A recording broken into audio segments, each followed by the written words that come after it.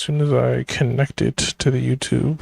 And so, uh, just a brief overview of what happened and took place this week. One of my close friends and trusted colleagues put up a post on Instagram or Threads, and it was pretty much saying, like, love is a trap. And I was like, facts. I was like, no lies detected. So,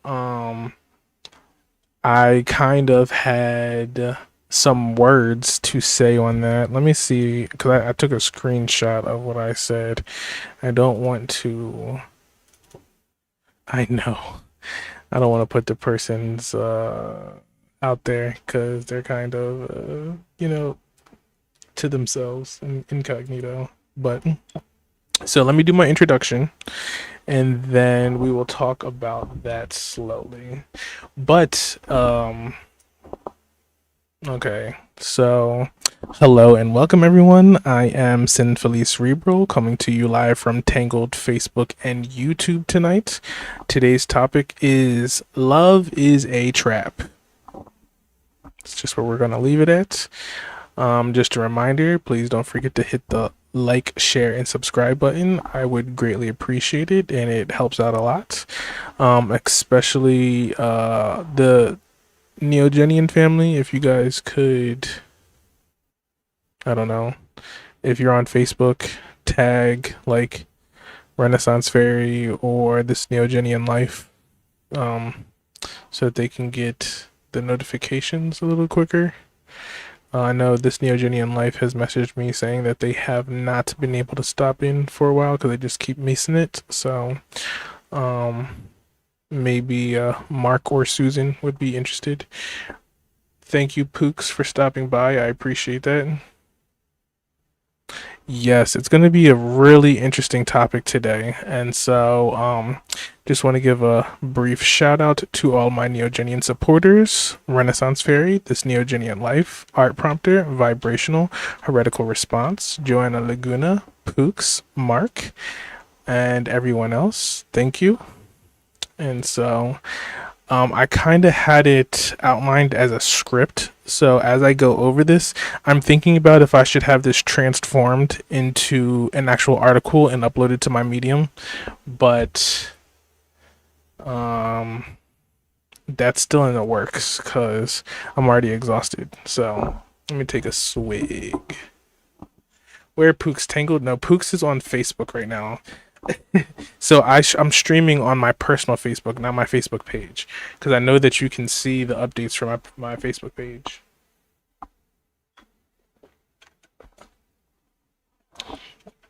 You are still living your incognito life, so you're not on the personal Facebook, but it's okay. Maybe one day.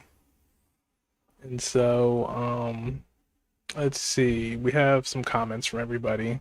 We're getting updates about how people are spending their holiday. People are celebrating.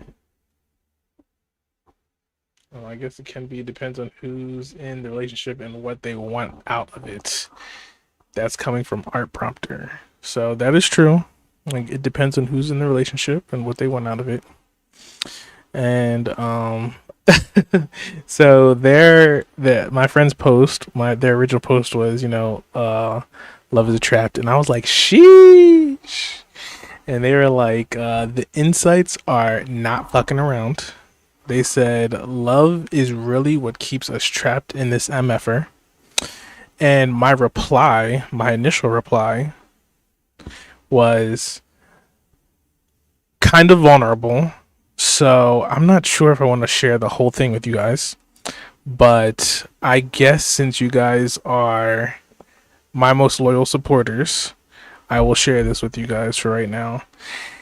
And anyone who actually like interacts with me in my direct messages, my DM, they know that I put a lot of effort into the replies that I make. One, because I clearly have a lot to say, and two, just because, like, I feel like it's kind of the only time I can have a intimate exchange with others, being able to think about my thoughts, construct them in a way to express some of my artistic side, as well as allowing myself to be vulnerable for other people. Thank you for stopping by, Mary. I appreciate that. If you could send this video link over to this Neogenian Life, I would greatly appreciate it. And so, in this particular situation, even though what I wrote was long, I tried to sum it up very succinctly just because I knew that if I talked about it, it would. I would be typing for a very long time, and I was probably already tired. So, thank you for sharing the video on Facebook. I appreciate that. So, I'm just going to read to you what I wrote as a reply. So I said, so I have some very serious thoughts on this subject. I grew up never wanting to be other people's burden, and I later realized that the great emptiness inside of me was from a lack of feeling connected, understood, and fought for by other people. Long story short, I wanted to clean up my people pleasing act and mentality, but I also wanted to feel like a part of this world and a part of other people's lives. I didn't grow up with my parents, but I passed around my siblings' families, households, until I moved out to go to college. I have come to the point now where I know that we are each other's burdens. Love is a burden. Love is not easy. The unity to hold each other up and nurture each other come at a great cost. Sometimes it can derail our entire future.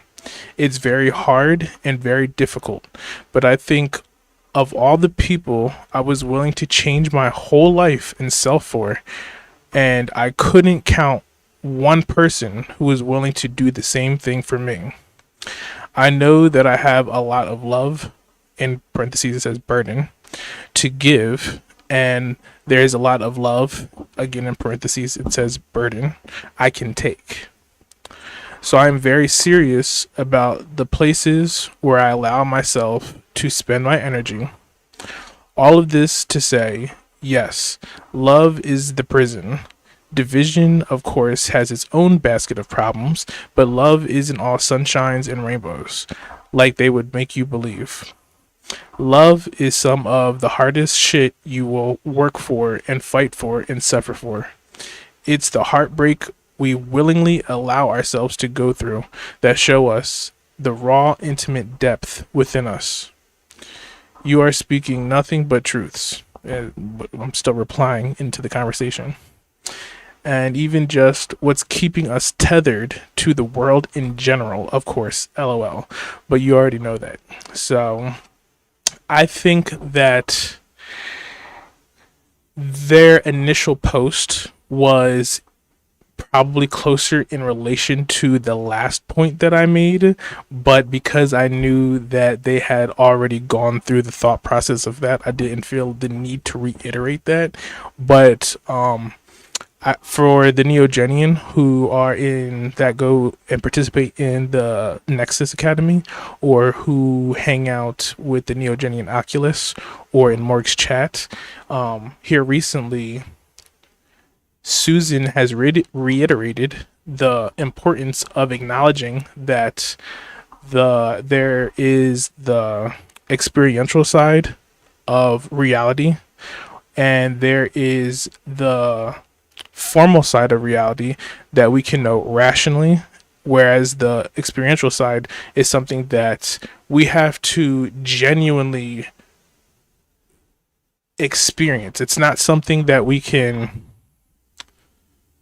just put a bunch of labels on and say like, oh, this is love. Love is going to be that thing that is, I would say, a totality of things. It is a complex algorithm. Really, it's made up of more than just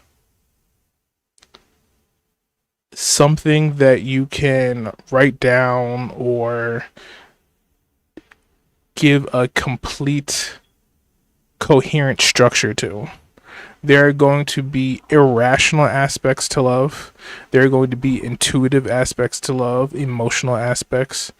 And so, with that just has to do with the reply that I was talking to in that context. And so, they were pretty much just saying that this is something that needs to be discussed more. And I agreed with them. And so I put this script together for tonight's podcast, and I wanted to go over it with you guys. Okay, so now that you guys have an understanding of the conversation, we are going to jump into the script. So before that, if anybody has anything to say in the chat, please let me know and I will reply to it. But I see that we have Joanna that's coming over to Facebook. Pooks is on Facebook. We have a few people on YouTube. Spookadelics and Tangled has a few people right now. Art Prompter says, I think it also it's a matter of perspective. And that's something that we will also be talking about, okay? So, let's see. It says, love is often portrayed as the ultimate goal, the highest virtue, a transcendent force that gives meaning to our existence. Yet many philosophers, mystics, and even ordinary people have experienced love as something more complicated, sometimes even as a trap or prison. A friend recently shared this provocative thought with me. Love is really what keeps us trapped in this MFR.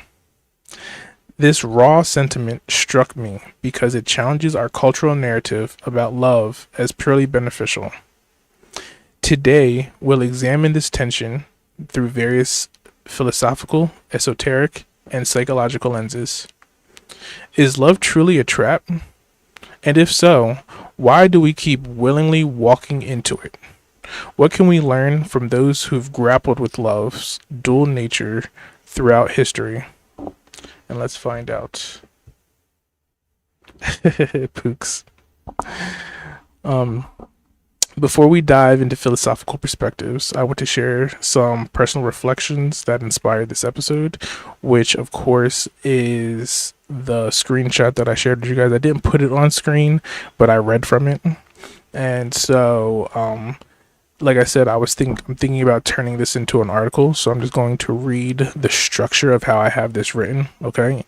If this sounds good or bad, just let me know what you think about it in the comments. I appreciate it. Many of us grow up with complicated experiences of love. From childhood, we learn that love often comes with conditions, expectations, and burdens. We learn that to be loved, we must sometimes sacrifice part of ourselves.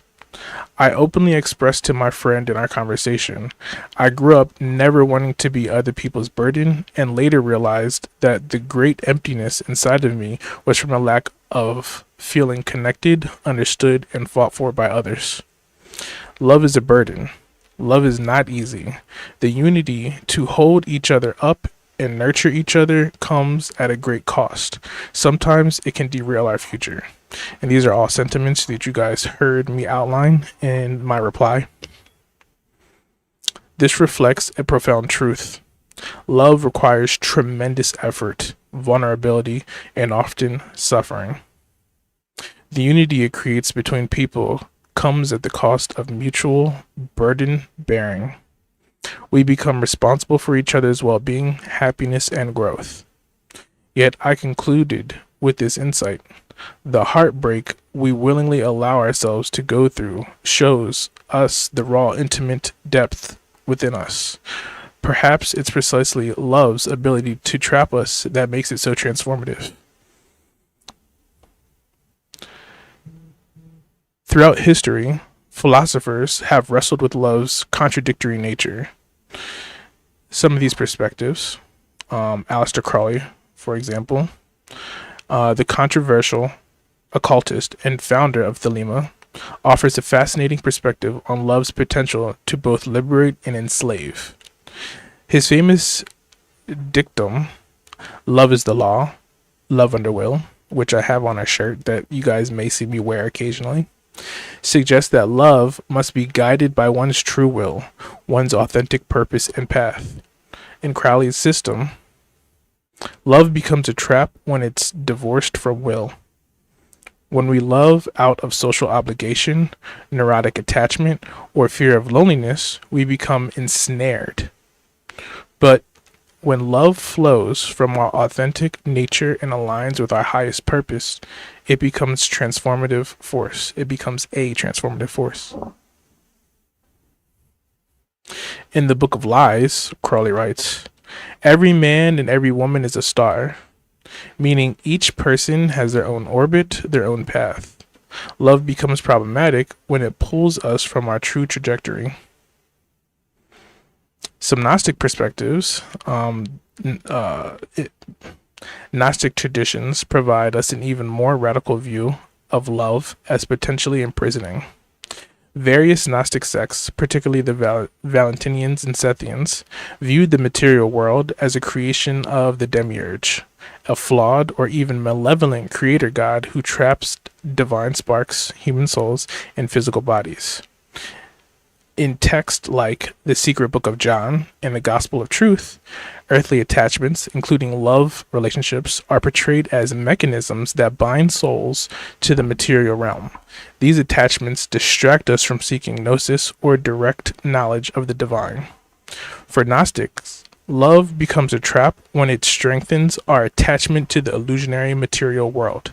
However, a purified form of love, one free from passion and desires, can aid in the soul's liberation. Another way that we can look at some of the Gnostic texts is that it was viewed that the Demiurge was trying to distract each individual by giving them the desire to chase after others instead of finding that unity within oneself after the perfect human being, the original being, which was supposed to be, I don't want to say non-gendered, but it was a perfect combination of the masculine and feminine aspects in one being. And we have comments that are saying that the Gnostics were right again. Correct. And I just want to make a few comments up here when it comes to Aleister Crowley. I think that a lot of people don't realize how important it is to know oneself. Because when you are putting your resources, your time, your energy into the things that you care about most, whether it is understanding architecture, appreciating natural beauty, going out and creating laughter and joy, sharing your ability to create masterpieces when in the kitchen, or nurturing a family. When you are in line with your will, your true will, and you are putting yourself out there, you are structuring an environment for yourself. You are nurturing the environment around you because you respect yourself, right? You have a sense of self. You are thoughtful, compassionate, empathetic, right? When you have structured your mind to allow your creativity to flow, to put reason in its place at the highest point that everything is filtered through, so that you're not being emotionally driven, you are not succumbing to intuitive delusions. When you are filled with doubt, right? You don't become lost in the mire of confusion. And so you realize that the energy that you have, that you wake up with every day, is very precious. The empathy and compassion and love that you are willing to give to others is very precious, because many people will take advantage of you. And if you want to be the most powerful actualized version of yourself, you don't want to be taken advantage of by people who don't deserve it. Don't deserve it. Having trouble finishing my words. So when it comes to emotional maturity, right, or just maturing in general, we know that we don't always have to react to every stimuli that comes across us. We know that the energy that we are putting out into the world might not be reciprocated 100% by one individual or one type of environment or one particular setting. And so we understand that we are dynamic beings. Sometimes we might change our mind. We don't have to be filled with regret even after we've made mistakes, or we've hurt ourselves, or we've hurt others, or we've been hurt, right? But it's important that we are critical of our actions, what we're thinking, what we're allowing ourselves to be subscribed to, whether it is other people's actions that are causing us trauma, right, and preventing us from being the most actualized versions of ourselves, or if we are seeing that the environment at large that we are a part of, because a lot of this focuses on a very narrow perspective, your immediate surroundings. And a lot of people forget that a lot of this also has to do with society at large, how it's structured, the different roles people are supposed to play, the expectations from youth to adulthood. And so I think that it's very important to get to a place where we are well structured within our confined spaces, our personal spaces, but we are also putting our hands on the spaces at large that we transition through every day, that we pass through, that other people pass through. And sometimes we might not spend a great amount of our time in those spaces. But I put up a post the other day, and it was pretty much like, the chances that you're going to spend the entirety of your life with 100% max health and zero disabilities is almost impossible. So it's always better to fight for more accessibility and care for society at large, to be a compassionate and thoughtful society instead of a selfish, narcissistic society. It didn't say the last part, but that's pretty much what it's implying. And then we have some comments.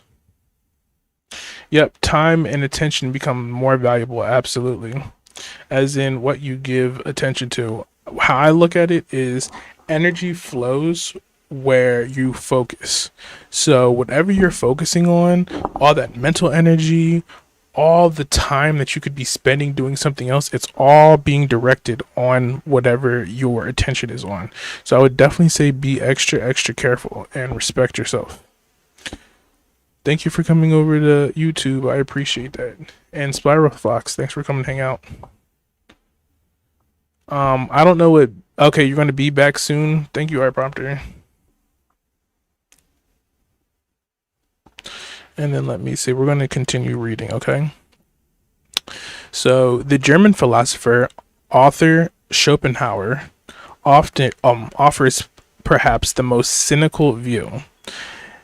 In The World as Will and Representation, he argues that romantic love is merely a trick played by nature to ensure reproduction. And it's comments like this that it's like, wow, you are deeply trapped in the physical world, in the physical material world. Like you're saying that romantic love is just a way to make babies, That's it. That is the highest, most important value of romantic love. Everything else is a delusion.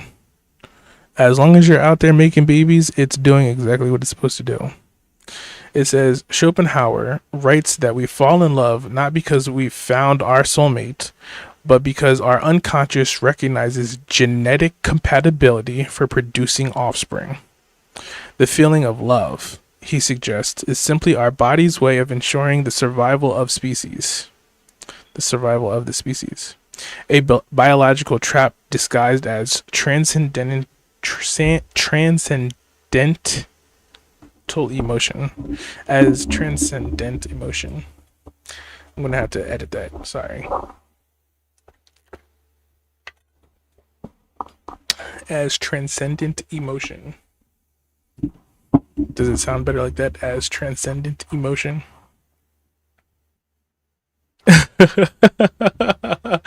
Some people are kind of agreeing that it might be all biological. Bio 1 and 2. I took Bio 1 and 2, thank you.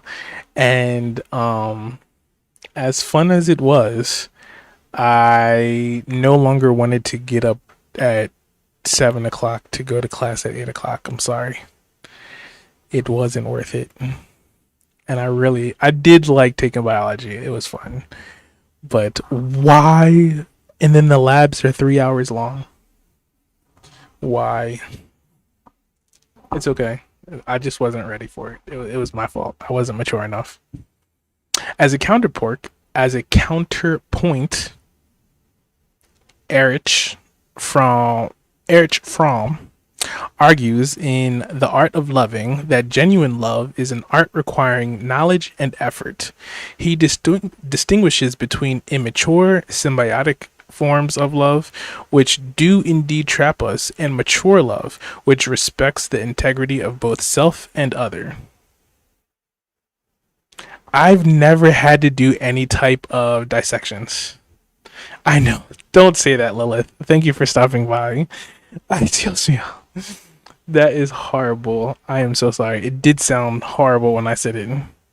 I didn't have to do any dissections.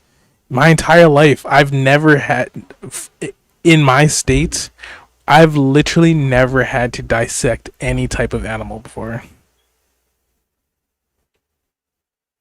I love biology.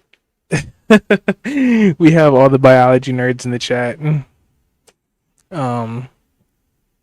Let's see. Fromm writes, love is the active concern for the life and growth of that which we love.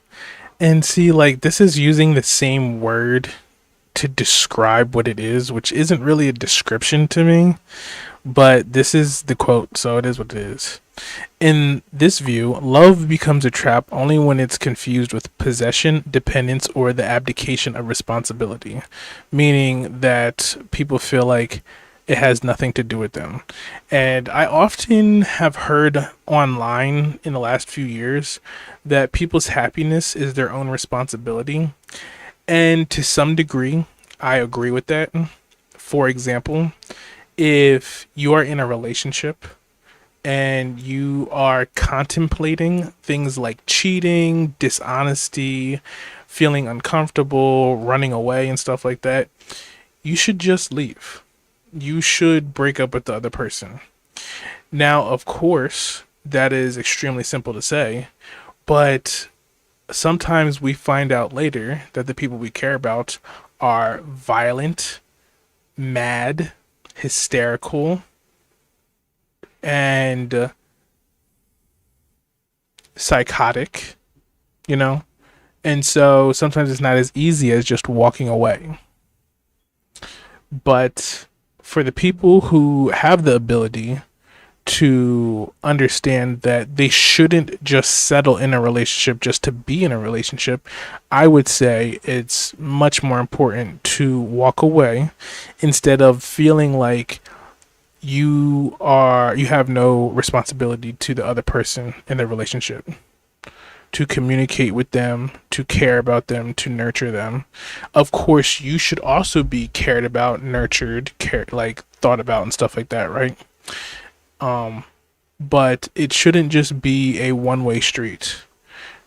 You shouldn't be getting these particular things from one person and them getting these particular things. It's supposed to be a very dynamic experience. Hamza Kazi, thanks for coming to hang out, bro. And Spectral says he argued that they're not evil and had respect for women, but like a force of nature.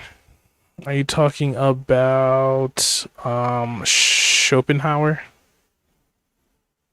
Um, let's see.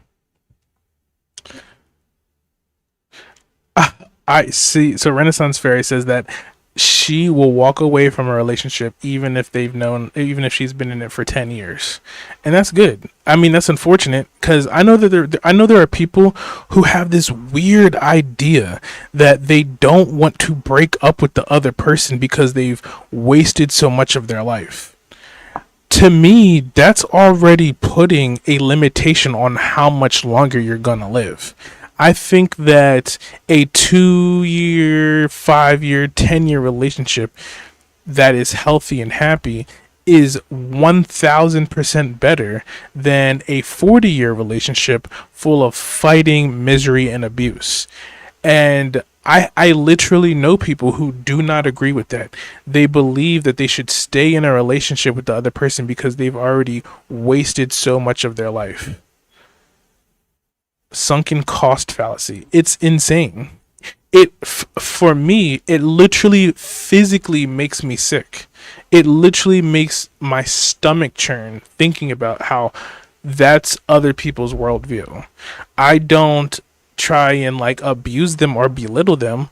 I do try to break them out of that state of thinking, show them that there are other ways to think about the situation, but it doesn't really work that well for people who have their mind already made up. Pook said that they've dissected a worm. Woo! You guys are braver than me.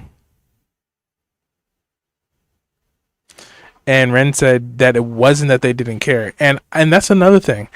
I don't think that just because you want to break up or create boundaries with another person, it's not a lack of caring. Sometimes you can care about someone so much and be rational and see how unhealthy you are for each other and realize that it is more valuable, excuse me, for the both of you to have a certain amount of space so that you can have the best relationship instead of a relationship that is socially structured and appropriate that way, but is full of chaos and disharmony. So I think relationships are very personal. Even as a child growing up, when people were like, oh my gosh, you don't believe in God the way that I believe in God, I can't believe you. My answer to that a lot of the times was just that I think that people's relationship with God is very personal.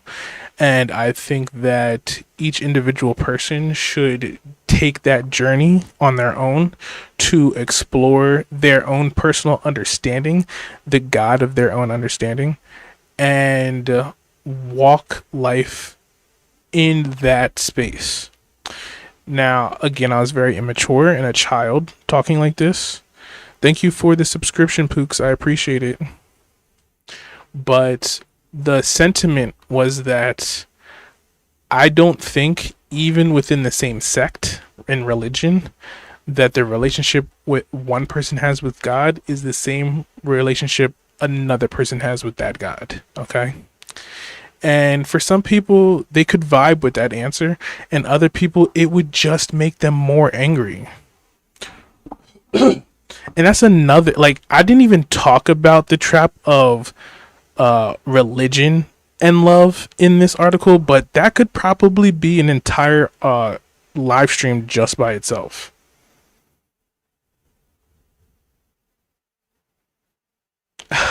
Nice. Awesome, Spiral. At the end of this, I will show you what I was talking about, but you might have already been able to do it, which is awesome. Pooks, Facebook is too sensitive to swiping. I couldn't get back to Facebook live stream, so here I am on YouTube. I appreciate that. Thank you. And Lila says, suffocating. Very much so. Um, let's see. Modern psychology offers additional insights into how love can become a prison. Attachment theory, developed by John Bowlby and expanded by Mary Ainsworth, I really like that name, Ainsworth, suggests that our early relationships with caregivers shape how we form attachments through life. The main attachment styles include secure attachment,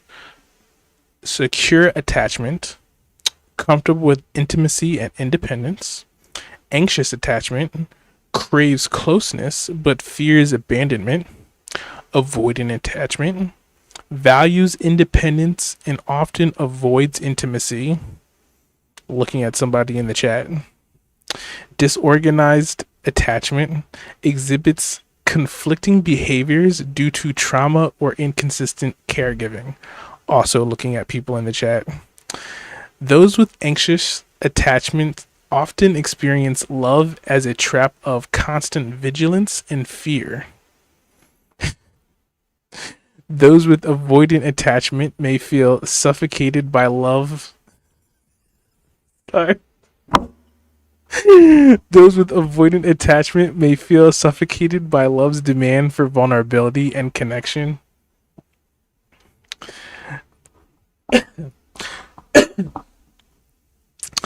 Love within families deserves special attention, as it's often where we first learn that love comes with expectations and obligations. Parental love can become imprisoning when it's conditional, when children learn that they must achieve, behave, or conform to earn affection. Similarly, children may feel trapped by the obligation to care for aging parents out of filial duty rather than genuine care. I know I can say that word better. Filial. Filial. Sorry. It sounds better in my head, and it's hard to say it in English. This connects to what social psychologists call burden culture, the expectation that loving someone means carrying their emotional weight, often at the expense of one's own well being. This burden falls disproportionately on certain groups, particularly women and those raised with strong caretaking expectations. As I noted to my friend, I have a lot of love, burden, to give, and there's a lot of love, burden, I can take. I realize now this framing of love as burden captures the weight of emotional labor in relationships. And I so we say arastra, right? And we are talking about overcoming our struggles and reaching for the stars, right?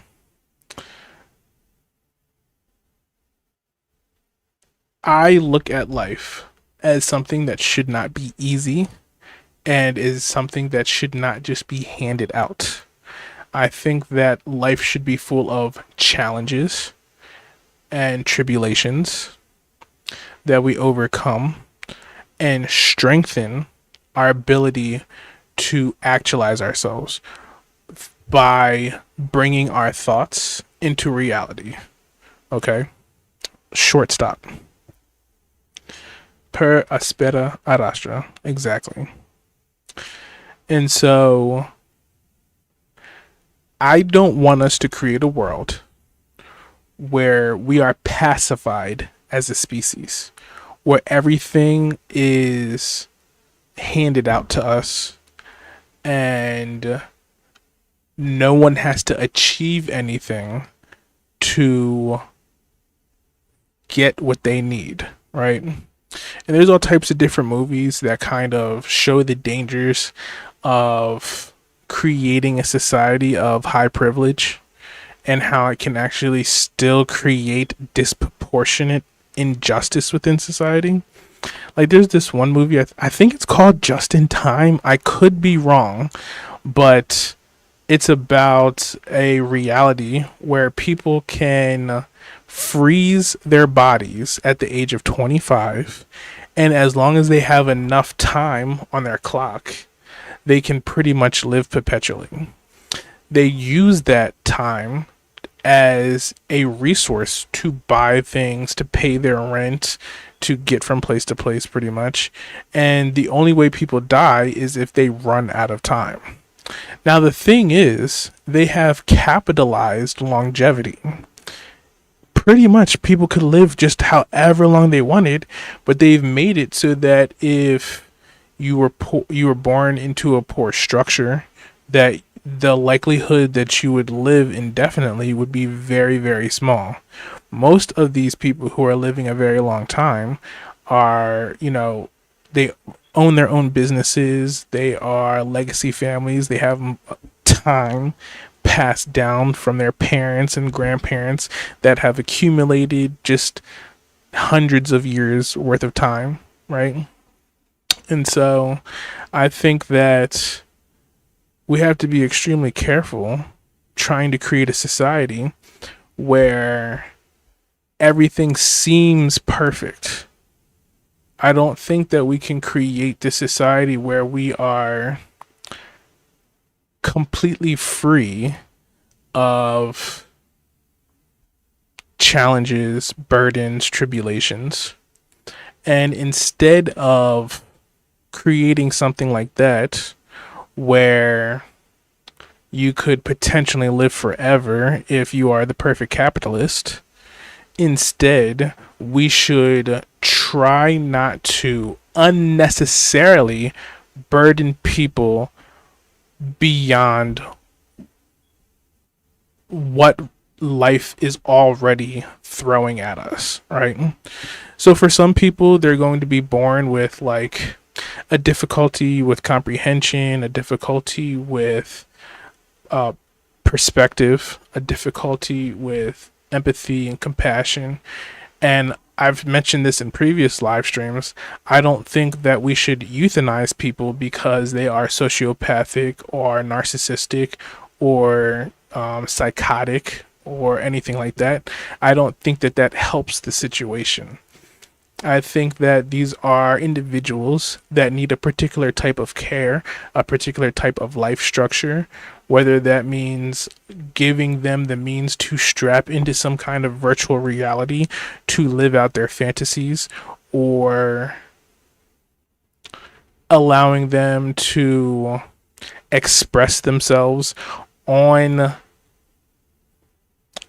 non-feeling independent objects, right? So not other people, but something that they could project those thoughts and ideas onto. And so I don't think that we should tell people that they should be in relationships with abusive parents or partners or siblings or work or religion, just because that is how society has been up until this point.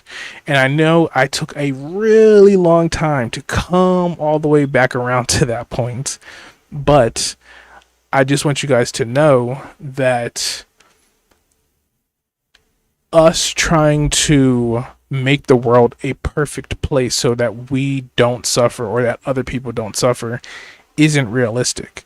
The best thing that we can do is to empower people to be educated, to have resources in case they are in danger or they are trapped or they are stuck, right? Excuse me. So that means giving resources to people who have been in relationships and have children and their partner is abusive, or they are homeless, or they don't have enough money to feed their children.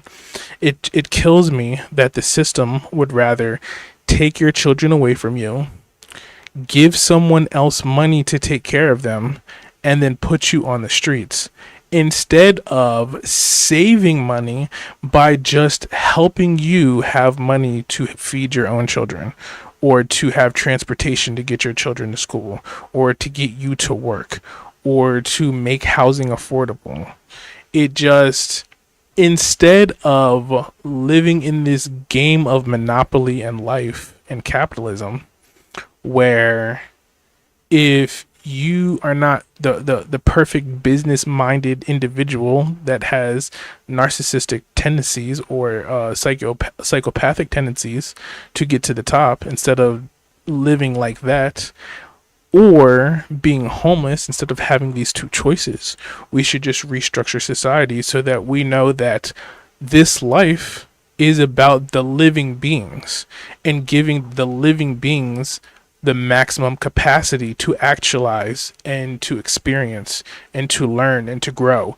And that includes creating spaces to make mistakes, whether that's in love or whether that's in career or, expression or art. Sometimes people are going to say things that are just wrong. And I mean, yeah, some people are going to laugh at them, but we've gotten to the point with cancel culture where there is no redemption for people who have woken up to the fact that they've made a mistake. But that's getting off topic, so we don't have to talk about that right now. We're going to continue with what we were talking about before. So, let me read a few of these comments. Sorry. Okay. Renaissance says, I know that movie, Just in Time with Johnny Depp. Was it with Johnny Depp? I don't remember if it was with Johnny Depp or if it was a Justin Timberlake movie. I can't remember. Has anyone experienced the phenomenon where when one half of an elderly couple's die, the others follow shortly? That has happened in my family. I wasn't there. I wasn't in the family when that happened. I only came in the family after that happened. But from what I heard, I mean, I've seen people talk about that a lot. A lot. This Neogenian Life, thanks for coming to join us. Most people are over on YouTube if you would like to hang out with them over there. If not, where you're at is perfectly fine. Let me see. I think if everything is handed out, it will create boredom and lack of motivation to do anything, uninspired and not innovative. I think that is a possibility, but I think that the boredom part is what I'm most concerned about. I'm not concerned about lack of motivation to do anything. I think once a majority of the population becomes bored, we'll fall into a state of chaos because everything is so easy and everything is handed out to them. People are more likely to become selfish, narcissistic, and chaotic. They will have unreasonable demands. They will try and siphon an unreasonable amount of resources for no other reason except for waste. They will try to dismantle even healthy aspects of the structured society just because they are discontent with life within themselves. And so I think that there would be plenty of people who will go out and be derelicts to society, who will on purpose cause strife and mayhem because they will have fun with that.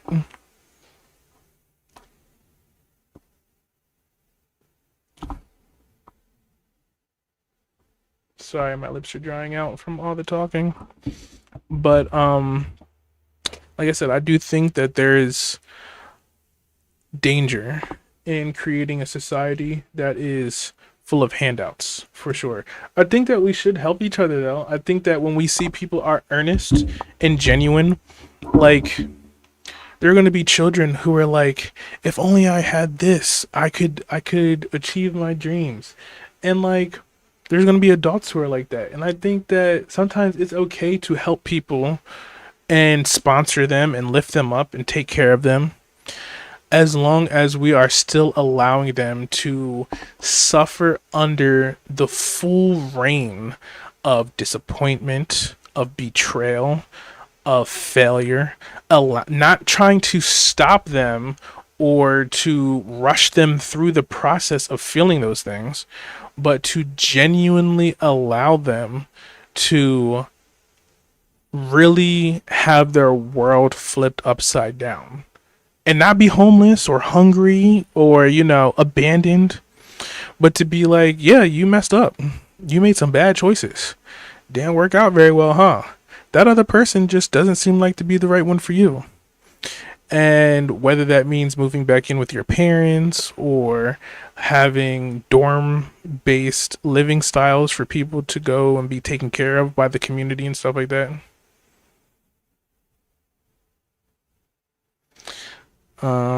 Thanks for saying hi, Lee. I was going to make a short video today, but family won out and there went my whole day.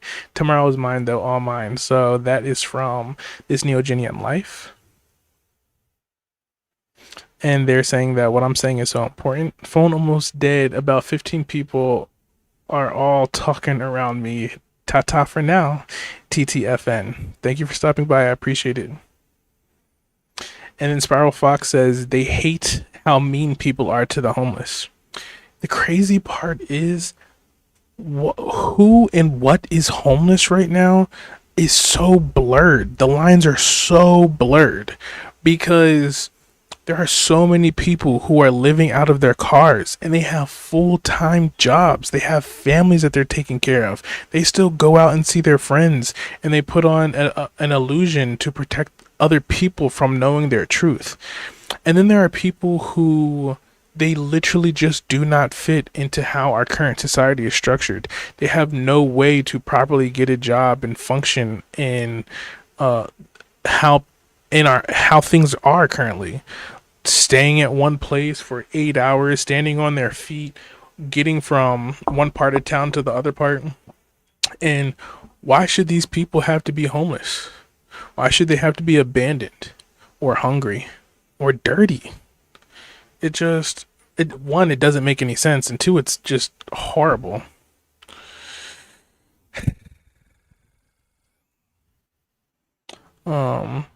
One perspective I find particularly compelling frames love as a unifying force, in contrast to hate as a force of division and separation. And this is something that I take very personally. This is how I personally look at the world around me. I look at how I'm feeling, how I want to react to things, all in this mind frame of, is this drawing me closer to this situation? And if I am getting closer to the situation, is that healthy for me or is it harming me? Is this dividing me from the situation? Is this helping or harming? And so, like, sometimes people rile you up or manipulate you. And you have to be able to recognize these patterns, because although you might feel like you're being seen and heard and, somebody wants to be around you and stuff like that, a lot of the times it's just leading to you falling into the trap of being manipulated all over again, falling into the same type of patterns that you've already outgrown a long time ago. And you end up waking up one day like, dang, how did I get here again? So we have to be extremely careful that we're not looking at the world with rose tinted glasses and only smelling the flowers. We have to be able to truly see what's happening to us and what we're allowing ourselves to go through. And Spiral says we don't bring back people to society properly. They can't be bothered. It goes against their capitalist ways. And yeah, Pooks says Johnny Depp hard eyes. Let's see. I think if everything, yes. It's the same phenomena. Oh, only with your animals? I've never seen it with animals, but I definitely believe that that'd be true. And then Spookadelics, back to the comment about older people dying in close proximity to each other. Like, say you have a grandma that died, and then a year later your grandpa died, which is what had happened in my family on literally both sides. I think actually even on my foster family that happened, and sometimes it's not even like 6 months or 1 year later, but you can just slowly see the other person deteriorate, and because they've given up on life. without this person that they want to spend it with. And however long that takes for the vitality to run out, it eventually does hit rock bottom, and they can finally let go of their connection to this localization. So I do see your comments, and I do want to comment on that. And so Spookadelics is saying, and that's exactly the type of love or bond that keeps us reincarnating, or in a continuous cycle of localization. And I think that that is for sure one type of bond. I was in a very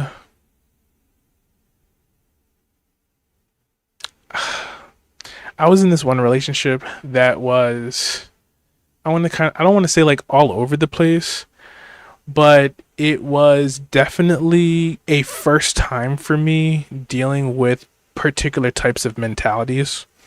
And this person believed that their ex was someone from their past reincarnation. Now, this person that I was dealing with was schizotypal, paranoid, and delusional.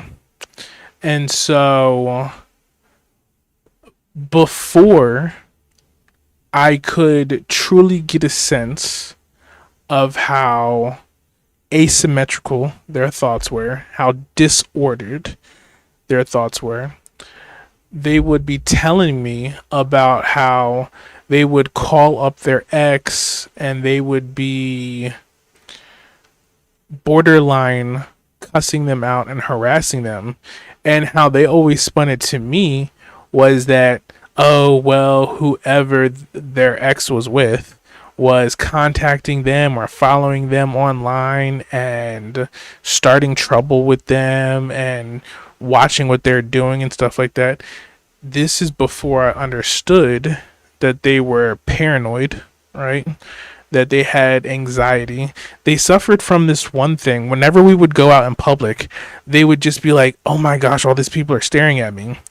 Mind you, the way that they dressed is something that would draw attention. They weren't ugly, right? So, of course, as somebody who's attractive, people are going to look at you. They were an artist, so their presence made a statement. And that's how I always tried to shift their thinking. Like, okay, well, I mean, I'm sure people are looking at you.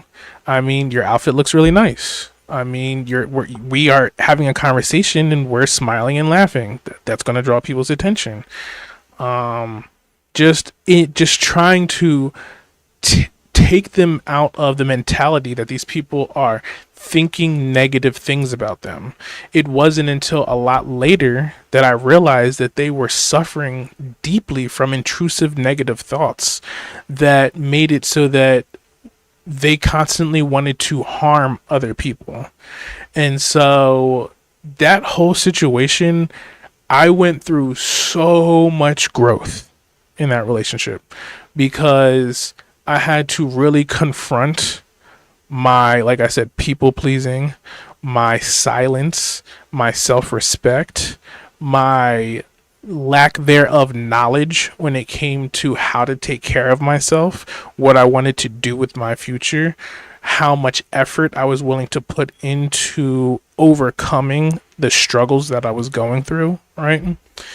And even though that relationship didn't end on a good note at all, I still do wish that like they're doing great, that they have been able to restructure their mind and not fall into these chaotic, intuitive thoughts that are overtaking them.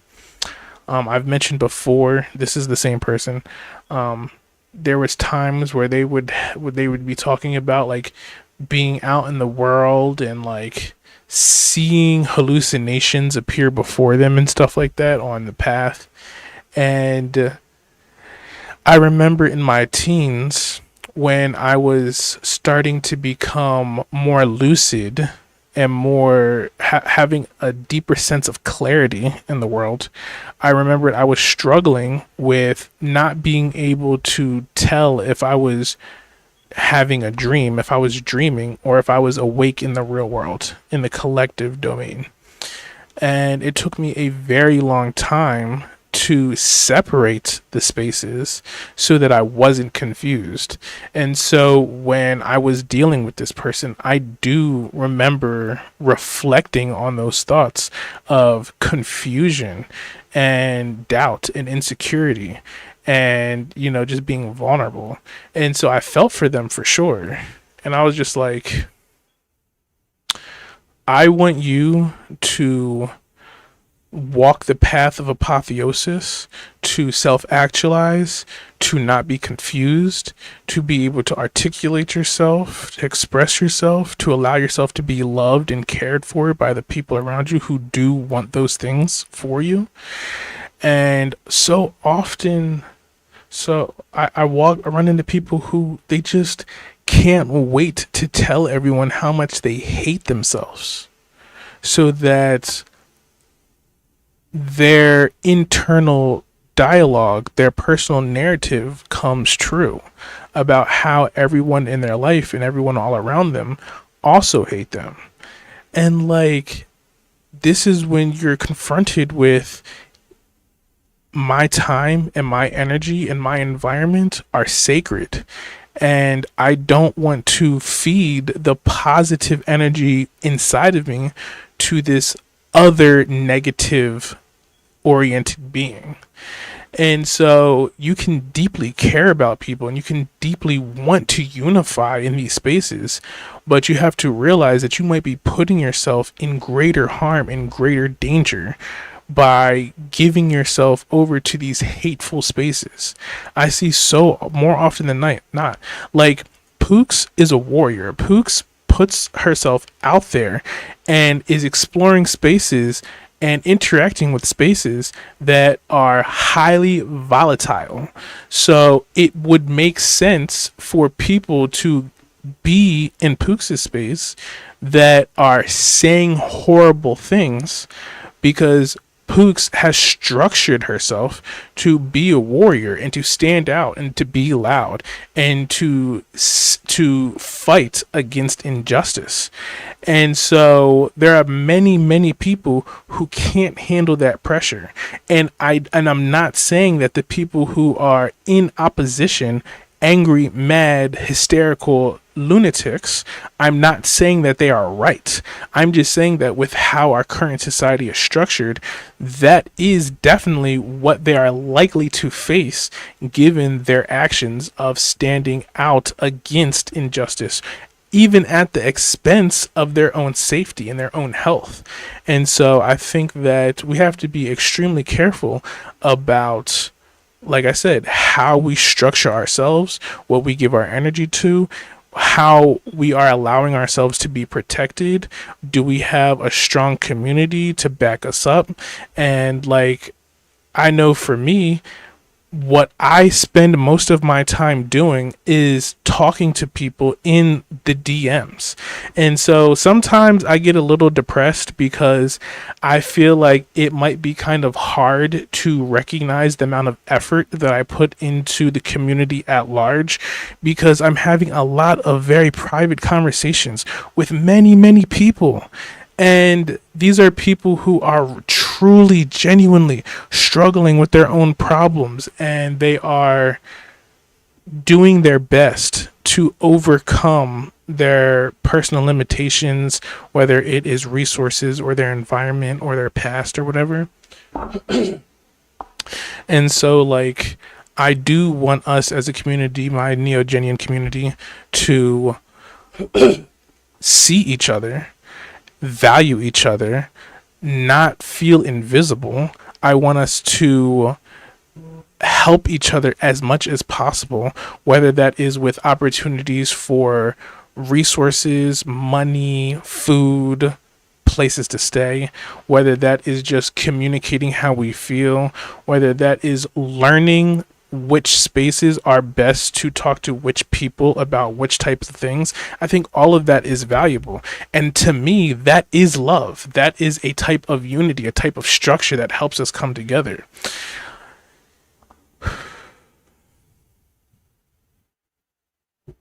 No, Pooks, I definitely see what you're doing all the time. And what you're doing, other people can't do.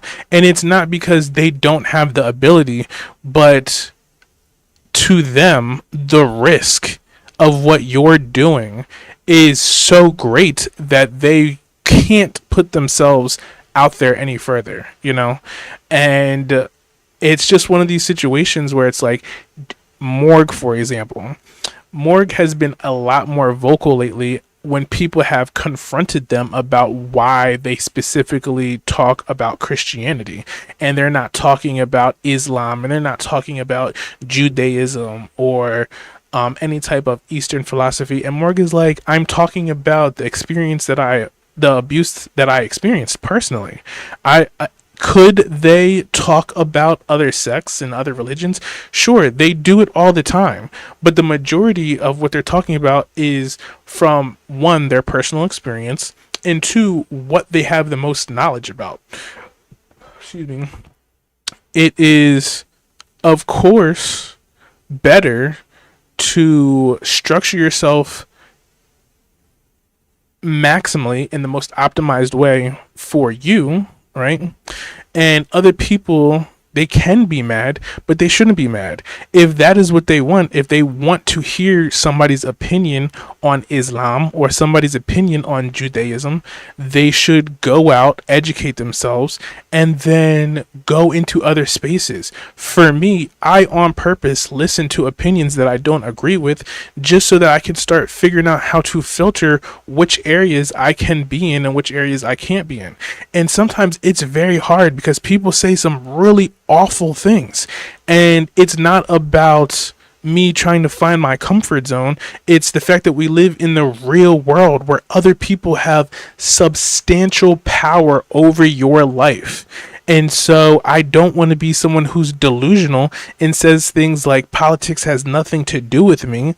I want to be someone who is like, I completely understand how interconnected the world is. I can't put my hands on everything, but I do want to support the people who have the power to go out over here and to stand with protesters, to highlight what's happening in these different areas, the amount of indigenous women that have been in danger, what's happening over in Gaza, what's happening literally in all of these other countries where our country, our personal country, has their fingerprints and their blood stains and their bombs and their shaft just dragged all over the place. I would love to have the energy and the experience to talk about those types of things. But it's better for me to stay in my lane so that I don't speak out of place and make the situation worse. The best thing I can do is find people that I believe is trustworthy and then promote them and allow them to speak out more and to listen to what they have to say. And sometimes, even if I don't fully agree, even like 40% of what they're saying, sometimes people have really interesting perspectives that highlight what a majority of other people are thinking, that give me the opportunity to say, oh, this is why I have misunderstood this topic for so long. I still don't agree with them, but now I can understand how all those people over there are aligned. They're coming from this particular thought pattern, this history, this culture, and that's not me, but now I can create a rational line of thinking in line with the opposition to whatever nonsense that is over there. So, like I said, everybody's doing their best to making space to structure their life, their environment, their health, their wealth, their resources, to actualize themselves and become, the most powerful version of themselves, empowering themselves. But I did get very sidetracked, so I do apologize. Collective liberation, for sure. And that's definitely something that I want to talk about specifically on this topic, the idea of freedom, liberation, responsibility, accountability. And so I'm going to continue to read.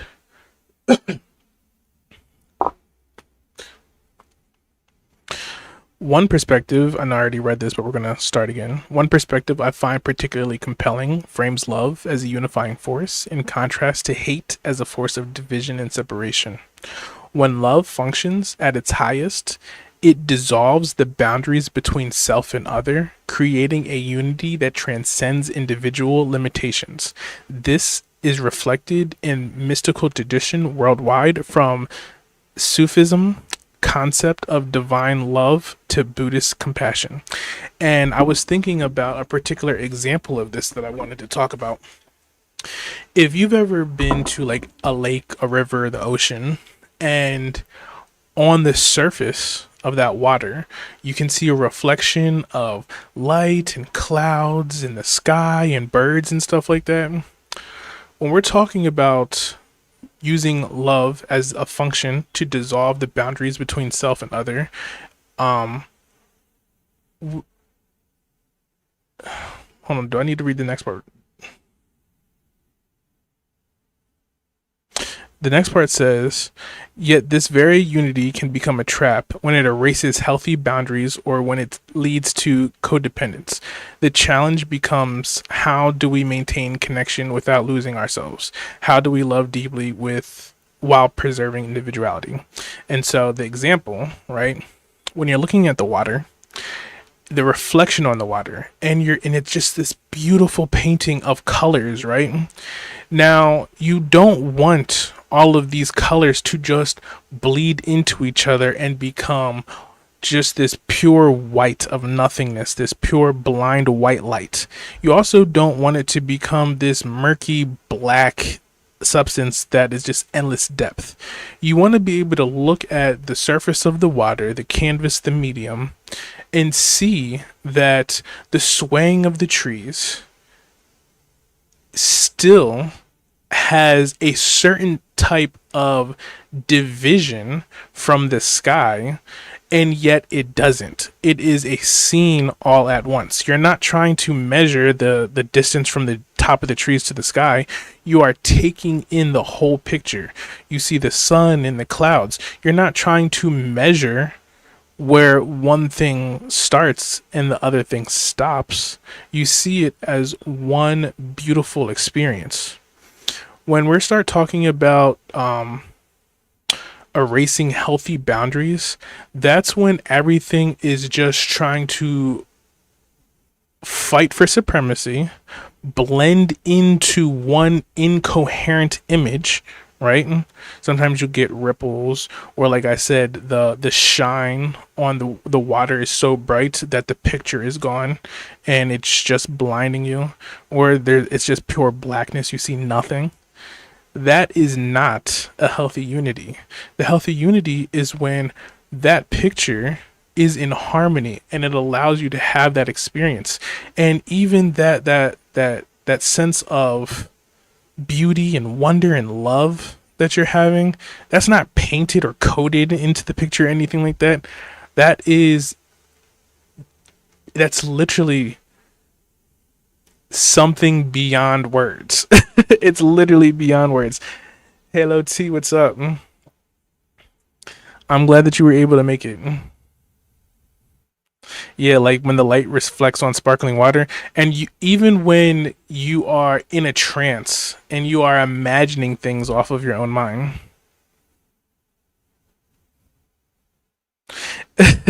Pook said, I don't fit into a mold or a cookie cutter. I'm okay with that. And that's great. I think that difference also plays a part in separation, right? Division isn't unhealthy in itself. Division plays a role. You should be you for you. And the you that you are adds depth to reality all around you, right? Even in your division, you are adding unity to the scene because you're not the tree, you're not the clock, you're not the house, you're not Jane or Larry or Kevin, you're Pooks. Your division is now playing a part in the unity that is the company party, or a day at the supermarket, or riding the train, or biking or hiking.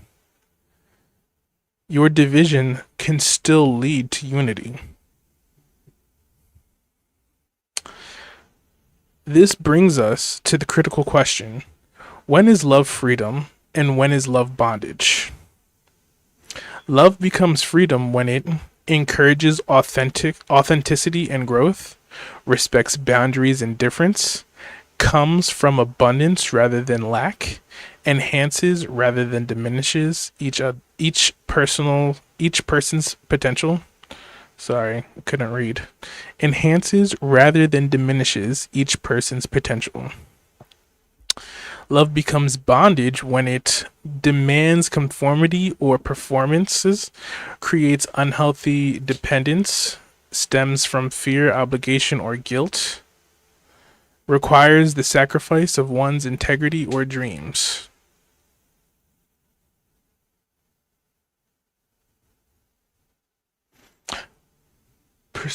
Okay.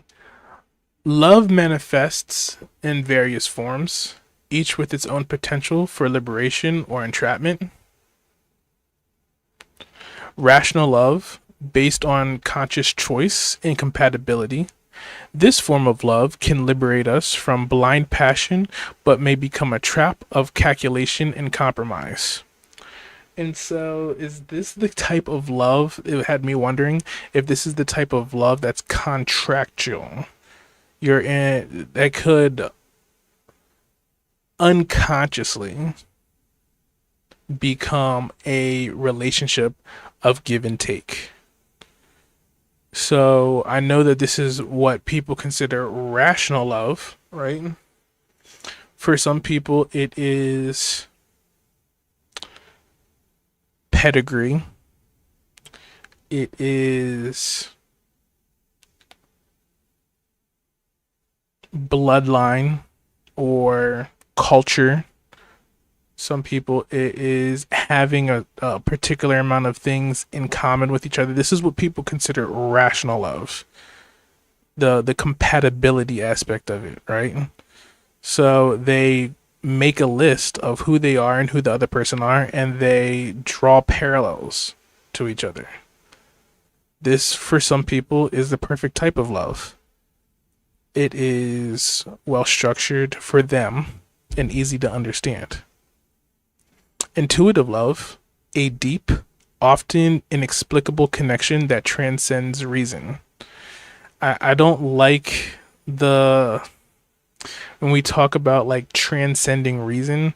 Sometimes I feel like it's more like reason is just thrown out. They don't question or doubt. They live in a sense of a different type of emotional. I feel like once you throw out rational structure and intuitive love, it becomes a different type of emotional love. It is kind of chaotic. There are those kinds of people who will say, like, you're like, oh, like, what would you like? And they're kind of just like, okay, don't you already know what I want? Don't you already know what I like? You already know what I'm about to say? Like, for me, how I've seen it displayed and experienced, it seems more like people who don't have a well-grounded sense of self. They are just following a type of inspiration and allowing that to guide them, which is why they don't always have an answer to where they want to go, what they want to do, what the future holds. They don't even want to think about those kinds of things. To them, once they get there, it is what it is. the universe will take care of it, or depending on if the other person in the relationship is a little bit more structured or forward thinking, they might take care of it. Good night, Spookadelics. Thanks for hanging out. We'll see you next time. I appreciate you stopping by. We are almost to the end though, so in the future, if you want to watch it, want to hear the ending, just come back and watch the last little bit of it. Let's see. This love can free us from convention, but might trap us in projections and fantasies. And so this kind of goes back to what I was talking about with the past relationship I experienced, where there are a lot of people who, if you play into their delusions, if you can find a spot for yourself in their delusions, they will incorporate you into their life. They won't really see you for you. They will see you for the role that you play in their delusion. So you have to be extremely careful with this one. Emotional love. Driven by feelings and emotional bonds, while emotionally intense love can free us from isolation, it may imprison us in cycles of euphoria and despair. And so I am a very intimate person. I'm also very intuitive and rational. So I'm very complex when it comes to things.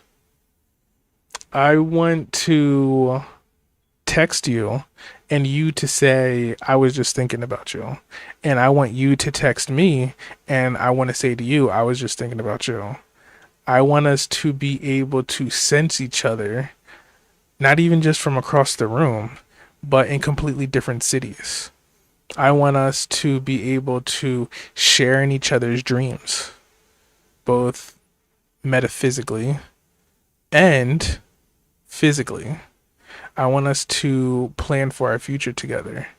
I want us to be intimate and vulnerable and open and honest. For most people, that is too much, too hard, and too difficult. They can't be honest with themselves. So when you're with somebody who's like me, very intuitive, I pick up on things very easily. And so I can start to notice when you say things in a particular way, where the conversation is going or what you might want. I can see when you're performing behaviors that are manipulative. And it doesn't mean that I'm going to immediately break them or stop you from doing what you're doing. But how I react to it, or whether I allow it to control me, is completely up to me. And so a lot of people, they want to just feel good. They just want to make the hurt go away. They don't want to think about the bad things or the difficult things. And so a lot of the emotional love is highs and lows. Lots of highs and lows. And for some people, it might be about buying things and being flashy together, or playing, like role playing together, right? Lying, living in delusions. It's a different type of delusional thinking, not necessarily the intuitive type. I think that intuitive love and emotional love have a lot of overlapping features, but are expressed differently. Even though some of the behaviors and mechanisms are the same. And then we have transpersonal love, love that extends beyond personal relationships to encompass humanity, nature, or existence itself. This love can liberate us from ego, but might trap us in the spiritual bypassing. And I had brought up spiritual bypassing earlier just so I can make sure that it says spiritual bypassing is a psychological defense mechanism where individuals use spiritual beliefs, practices, or experiences to avoid confronting unresolved emotional issues, psychological wounds, or developmental tasks. It essentially involves sidestepping personal challenges by focusing on what's perceived as spiritual or enlightened instead of addressing the underlying emotional or psychological issues. And so you might tell somebody, like, hey, you're not damaged, or you don't have to be the world's savior, or you don't have to save your parents or baby or raise your parents, or you don't have to be responsible for the world or other people and everyone around you because you feel like it's your spiritual responsibility or God gave you this role or whatever it might be, right? This is why it could be harmful to us. But for some people, it also gives them the opportunity to see the interconnected aspect of reality. So, being able to care for animals or the environment, or in turn, because you care about other people and you want them to be healthy, you care about the environment, that's not too bad. Each form operates simultaneously in our relationships, creating complex dynamics that can either liberate or confine us. And so we're coming up on the ending. I know this is a really long stream. I'm sorry, guys. So, is love a trap? The answer is both yes and no. Love can indeed become a prison when it's rooted in attachment, possession, fear, or obligation. Yet it also holds the potential to be our greatest liberator, connecting us to what is most authentic in ourselves and others. Perhaps the wisdom lies not in avoiding love's potential to trap us, but in learning to love consciously, with awareness of the pitfalls and commitment to both self integrity and genuine care for others. Excuse me. The paradox remains. The very depth that makes love worthwhile comes from its power to both trap and free us. As I shared with my friend, the heartbreak we willingly allow ourselves to go through show us the raw, intimate depths within us. In embracing love's complexity, we might find a more nuanced relationship with this fundamental human experience, one that acknowledges its burdens while still celebrating its transformative potential. I'd love to hear your thoughts. When has love felt like a trap for you? When has it set you free? Share your reflections in the chat or in the comments, or just send me a message and we'll talk about it. But I greatly appreciate everybody coming to hang out today. Let me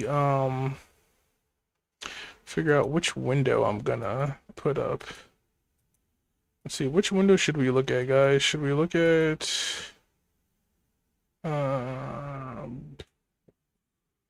let's see, let's do this one. Let me see. I have to put my windows back together. You guys can't see anything still? Thank you guys for coming to hang out. As soon as I can get one of these windows up and running.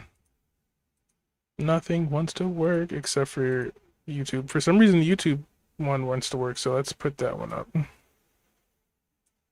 Oops. Okay. Can you guys see that now? Okay, yeah, you guys can see that.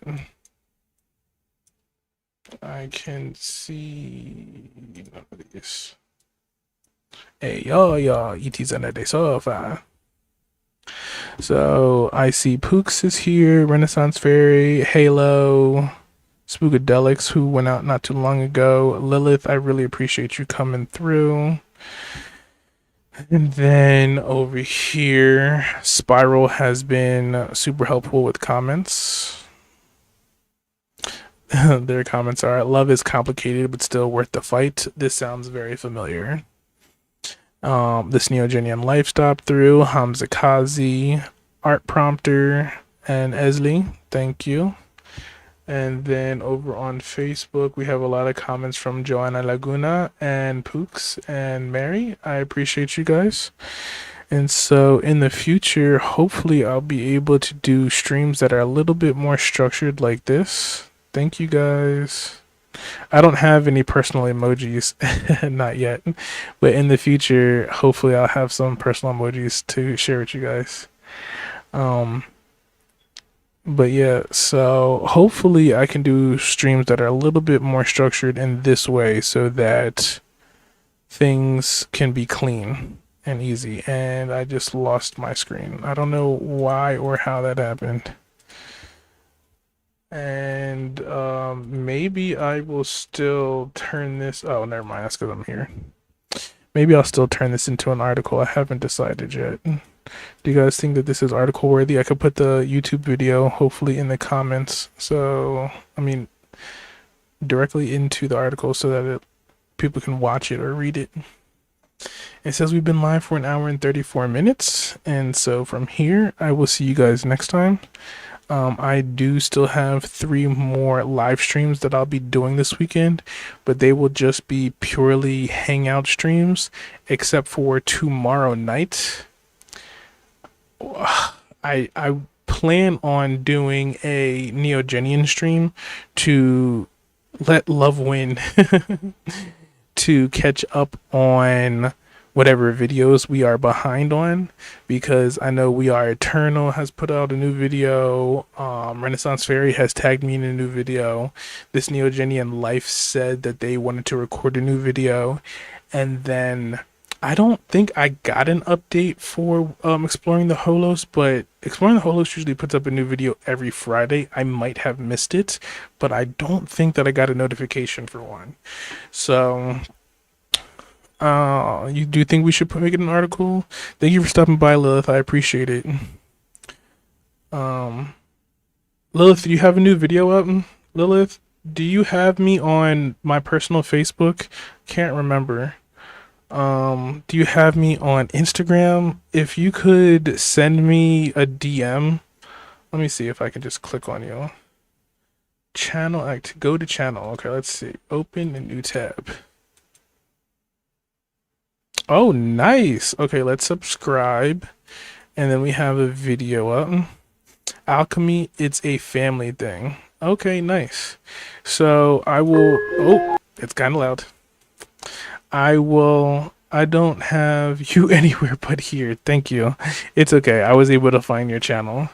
I will include you in the Neogenian updates. So just so you know, Lilith, I run a Neogenian page on Tangled specifically, where the Neogenians who are over here on Tangled with me, if I can get to the page. Hold on. Should be at the top. Yeah, that was my fault. The Neogenians like Renaissance Fairy, Art Prompter, this Neogenian Life. Usually everybody is updating their content over here to be shared. So I will probably try to start doing my best to share your videos over there so they get some exposure. And I am looking forward to anyone else who has articles that they're writing, if they have videos that they want to put up, if they have memes or anything like that. I'm literally trying my best to keep track of as many of the content creators, the Neogenian content creators, as possible.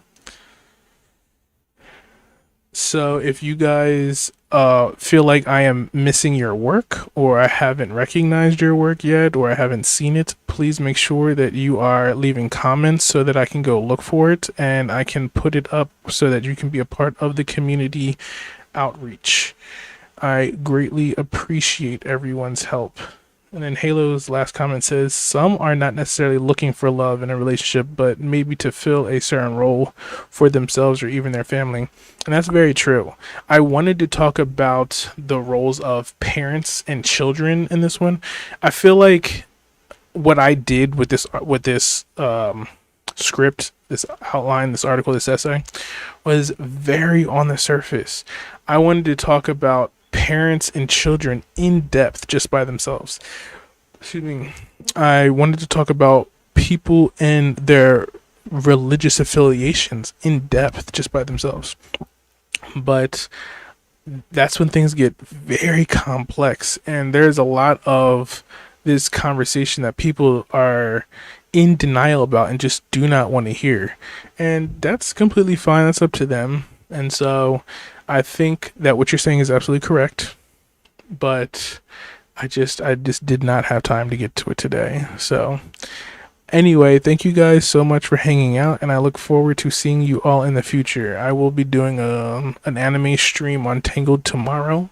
I will be doing a Neogenian stream on Facebook and on Tangled tomorrow night.